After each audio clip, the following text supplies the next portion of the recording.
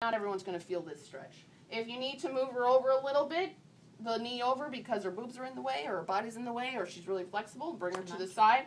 You can even have them bring the arm up over their head so you can bring it even farther. It's just up to them. It depends on their flexibility. If they were to do a PNF, she's going to push the foot up against her chest. Now, if this person, if Lilia started to feel sharp pains in her low back, you would refrain from doing the rest of these stretches. We don't need to piss off the low back or the sacrum for that matter. So any sharp pains that they're feeling in their low back, these moves are automatically stopped and we move on. But we'll do this stretch. So we're going to bring the foot back. So we bring the leg back just to disengage that first stretch. And then we're going to put the foot on top of the shoulder so our Achilles is going on top. Now before we start this is not something that's on your sheet, but it's something that you'll find in the therapeutic massage video, and it's actually a really good thing to do, and that's warm up the hamstrings a little bit. So take a couple of pumps of oil, just get it right on into onto the hamstring, just to warm them up a little bit, because you're about to stretch them, and stretching cold muscles is usually not the greatest thing to do. You're really not going to get a good stretch from them like you would normally. Another good thing that you can do is tapotement in the hamstring, which feels fantastic, and that's using, again, the ulnar side of your fist and just pounding the side, use this one? Pounding, Yeah, we're gonna, what you do is, you just kind of, I'm trying to think of without impinging on your boob, just kind of pound like that. And this can be done actually fairly deeply. It feels really good, and the hamstrings are strong enough, they can take it. So just waking them up, livening them up, throwing some blood into that area so when you go to stretch them, they're not being stretched cold. So this next stretch is going to be your forearm. So this outside, this inside forearm goes to the hamstring. It goes mid-hamstring, and it's stretching proximal attachments or ischial tuberosity of the hamstring. So she's going to push her with her forearm, so where she's getting a stretch in that upper section of the hamstrings. And if she was to do a PNF, Lilia's going to push against her 30%. Forearm with 30% of her strength.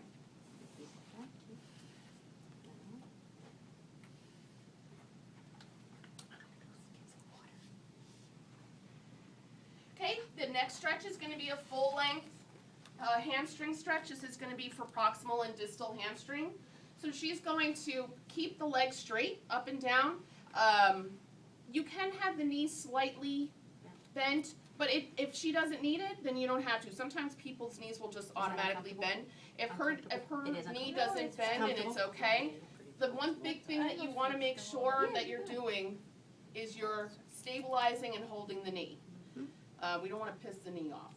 So if it's like, let's say Lily is little, so yeah, I mean, she's pretty. Yeah, she's very she's not flexible. shaky or anything. She's pretty flexible. Yeah, she's pretty flexible. Yes. But if you've got some giant man on your table, that hand is not going to cut it, especially if he winds up doing a PNF. So that's when your shoulder comes in. You've got to square yourself off in front of the table and make sure that you're not holding his leg right on your boob, John. So make sure. So make sure that when you're coming in, if you can just show them real quick, just bringing your body to the side, holding her with your shoulder, and you see that her chest is separated, so it's not sitting there, you know, on her or him, you know, because it's more for the men. Although, you know, maybe some women don't like boobs. Who knows? Now, if she was to do a PNF for her, she is going to push her calf down onto Maria's shoulder, and that's going to engage the hamstring, the full hamstring. Once she does her PNF, Maria's going to bring her... Maria's going to bring her... Can you bring her leg back up to 90 degrees? And then you want me to bring... And grab that dorsal. Well, don't bring the dorsal foot. What do you want to do now? You're going to stretch the whole back of the leg. The whole back of the leg? All right. So this is just a nice stretch to do after the PNF where you're just gonna hold the leg right at a 90 degree and then grab that ball of the foot, hold the knee and just push down. This is gonna get the whole back of the leg, which usually feels pretty good. And then you're just gonna pull down on the ball of the foot. Not on the toes, on the ball. Try to keep their whole leg straight because you want to get that whole stretch down the entire back of the leg. Feel it? Mm-hmm. Okay, so she's going to now flex the leg again, and she's going to bring the leg to the opposite side. And Bella's going to go to the other side of the table, and we're going to do the last stretch. Notice how she never loses contact with her client. Good, good, good. Put me in a really dark room by myself and I'm fine. Okay, so she's going to use her inferior hand, or forearm actually, and place it right below the knee. This superior hand's going to Lilia's opposite shoulder. And Maria's going to use her horse stance, horse, right? I always say sumo, horse. And she's going to just dip down low, and then just her forearm is going to push Lilia. And this is getting Tight. gluteal muscles, piriformis. Good. Sometimes you'll get a All crack. right. Sometimes people's backs will pop or whatever. It's a gift. Happy birthday. That's okay. Once she can do a PNF here where Lilia can. I got you, girl. You're We not got showing. you. She could always do a PNF here. All Lilia would do is just push up against her forearm, and that would just be a PNF for that position as well.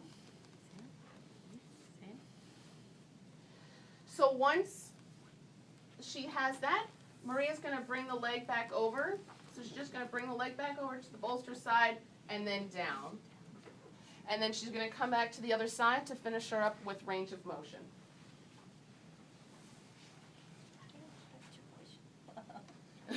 So Lilia's going to hold the sheet for her and just have her hold it tight. Maria's going to bring the leg up. So now this range of motion for the leg is going to be an upside down U. So when she comes around, she's going around in a big circle. And this is the movement that she's doing. So you're going to go all the way around and then straight down. Is she holding it a little bit? And then she comes back around.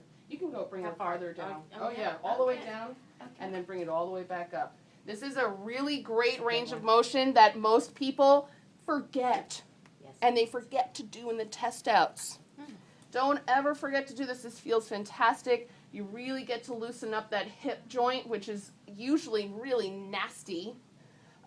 You'll see Nancy when she does it in the therapeutic massage video. She like whips the person's leg around. You don't have to do it that way, but as long as you're getting a good range of motion with the person, they're not feeling any restrictions. If they are feeling restrictions, go for a smaller range of motion. You don't have to get like super crazy range of motion. Just get that movement going in the hip. It's going to help more than anything else. If a person has a hip replacement, severe arthritis, rheumatoid arthritis, anything like that, if the person is in flare-up of rheumatoid arthritis, you're not doing these moves. If they're not in a flare-up, this might be very helpful for them, but you have to be very careful with them, and they usually know their limitations. So start them off slow, and then you can increase the degree of range of motion. So after that, she's going to just do a nice little effleurage her way out, and then she's going to re-drape the leg, and she's done. The acupressure points. Yeah.